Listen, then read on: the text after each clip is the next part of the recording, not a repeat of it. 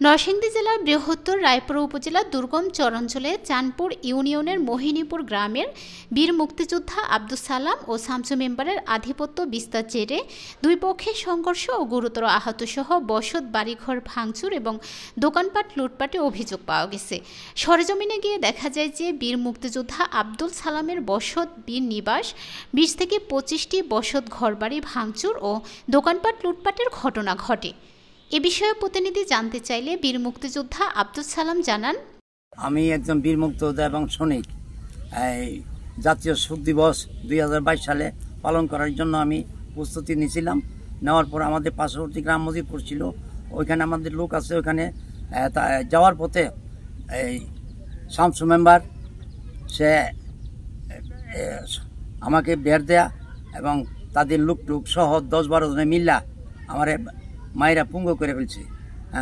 এখন আমি সেনাবাহিনীর কাছে আমি বিচার চাই এবং এই পর্যন্ত আমাদের বিচার কোনো কিছু হইল না। এবং তরুণ ছাত্র সমাজীরা তাদের কাছে আমি বিচার চাই। আমার বিচারটা অতি দ্রুত করা উচিত। এখন আমি লাডি লেয়াডন লাগে আমার মতন একটা লোক, আমি করতে পারি না, কোনো কিছু করতে পারি না। আর এই 19 তারিখে জেলখানা ভাঙার পর মির্জাচারের মানিক মিয়ারে মারার পর যে সন্ত্রাসী ছিল জেলখানাতে, তার 19 তারিখে বাইরে এসে এই রাজাকার শামসু মিয়া সন্ত্রাসী শামসু মিয়ার সাথে যোগ দিয়া হেরা রোববার দিন 21 তারিখে শামসুরে লোকে জড়িত হইয়া আমাদের গ্রামের বাড়িতে হামলা দিছে। হামলা দিয়ে অনেক বাড়ি ঘর কোবাইছে এবং অনেক লোক জখম করছে। 10-15 জন লোক জখম আগত আছে। এখন এই বিচারটা আমি বাংলাদেশ সেনাবাহিনীর কাছে আমি বিচারটা চাই এবং তরুণ ছাত্র সমাজ তাদের কাছে বিচারটা চাই। তাছাড়া তিনি আরও জানান, শামসু মেম্বার প্রায় 3 বছর বাড়িছাড়া ছিলেন। গত 19 জুলাই নরসিংদী জেলা হাজত কারাগার ভেঙে বাঁশগাড়ি ও মির্জাচরের কুখ্যাত আসামিরা পালিয়ে চলে আসে। এই কুখ্যাত আসামিরা সহ কয়েকজন মিলে শামসু মেম্বারকে তার বসত বাড়িতে নিয়ে আসে।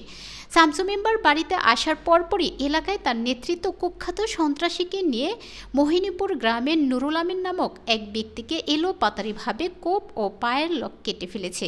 ভাড়াটিয়া আরও কুখ্যাত সন্ত্রাসীরা বীর মুক্তিযোদ্ধার সমর্থনের লোকজনের উপর ককটেল বিস্ফোরণ, বসত ঘরবাড়ি ভাঙচুর ও দোকানপাটে লুটপাট করতে থাকে।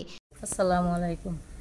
শামসু মেম্বারের লোকেরা কালকা মনে করো অনেক হাইজা করে সন্ত্রাস আনছে, সন্ত্রাসীরা বাড়ির মধ্যে হামলা দিছে। হামলা দিয়ে সেটা আমাদের লোকের সব নিয়ে ফেলাইছে বাইরে। বাড়ি ঘর 1-150 বাড়ি ঘর কোবাই লাইছে। আমার ঘরের 1 লাখ টাকা ছিল, টাকাটা আমি হাতে নিয়ে যাইতে পারছি না, টাকাটা আমার করতে নিয়েছি, নিয়ে হারা গেছে। আর আমার বাসুরের এর আগের জগ্রার মধ্যে আমার বাসুরের মনে করেন কান কাটটা লাইছে, ও চোখ গেছে গা, 2 কানে 1 কান শুনে না, মাথা ফাটাই লাইছে, এটা করছে। হেরা আমরা আক্রমণ করতেছে। কদিন পরে একটা আমরা আক্রমণ হয়েছে।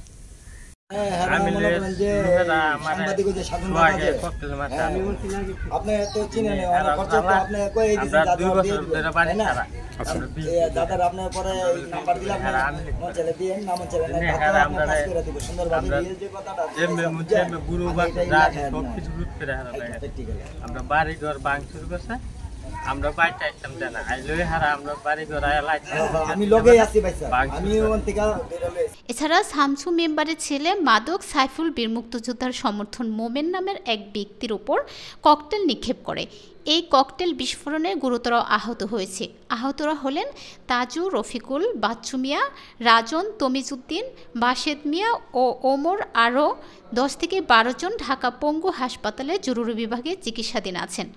চাঁদপুর ইউপি চেয়ারম্যান মোহাম্মদ মোমেন সরকার প্রতিনিধিকে জানান, আসসালামু আলাইকুম।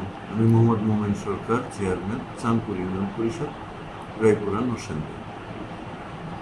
আমার ইউনিয়নের 9 নম্বর ওয়ার্ডে অবস্থিত এই যে মোহিনীপুর গ্রাম, এই গ্রামটিতে 2 গ্রুপে সালাম ভার্সেস শামসু মেম্বার বিগত প্রায় 3 বছর আগে এখানে ঝগড়া হয়েছে।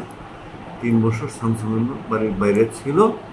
তো বিষয়টা 3 বছর পরে সে এলাকায় ঢুকছে, ঢুকার পরে তারে উঠতে বাধা দিছে, সে আত্মরক্ষার্থে আবার আক্রমণ করছে। এটা নিয়ে একটা গন্ডগোল হয়েছে। আমি সারা ইউনিয়ন নিয়ে এবং রায়পুরা থানা, পুলিশ প্রশাসন এবং কি বলে বর্তমান যে সেনা ক্যাম্পে আলাপ করে আমার সারা ইউনিয়নের সমস্ত গণ্যমান্য ব্যক্তি, বর্তমান এবং সাবেক জনপ্রতিনিধি, হাই স্কুলের প্রধান শিক্ষক সহ আমরা বিগত প্রায় 32-33 দিন যাবৎ চেষ্টা করছি যে এটা আপোষ মীমাংসা করার জন্য, শান্তি প্রতিষ্ঠা করার জন্য, কিন্তু সালাম গ্রুপের লোকজনের অসহযোগিতার কারণে আমরা এই আপোষ মীমাংসা করতে পারি নাই। নাম প্রকাশে অনিচ্ছুক এলাকাবাসী প্রতিনিধিকে জানান, আমাদের ইউনিয়নে এই দুই পক্ষের আধিপত্য বিস্তার জেরে দফায় দফায় সংঘর্ষে এলাকায় পুরো শূন্য হচ্ছে। রায়পুরা থানা পুলিশ উপপরিদর্শক শামসুল প্রতিনিধিকে জানান, বীর মুক্তিযোদ্ধা আব্দুল সালাম ও শামসু মেম্বারদের আধিপত্য বিস্তার জেরে দুই পক্ষের সংঘর্ষে বসত, ঘরবাড়ি ভাঙচুর ও দোকানপাটে লুটপাট হয়। কোনো পক্ষেই লিখিত অভিযোগ পাওয়া যায়নি। শামসু মেম্বার তার মুঠোফোনে প্রতিনিধি জানতে চাইলে তিনি জানান, প্রায় 3 বছর যাবৎ আমি গ্রামে থাকতে পারিনি। এখন আমি গ্রামে আসার পরে আমাদের দুই পক্ষে পুনরায় সংঘর্ষে পরিণত সৃষ্টি হয়। এই সংঘর্ষে আমার ছেলে সাইফুলকে বিপক্ষে সোহাগ তার উপর ককটেল বিস্ফোরণে আহত করে।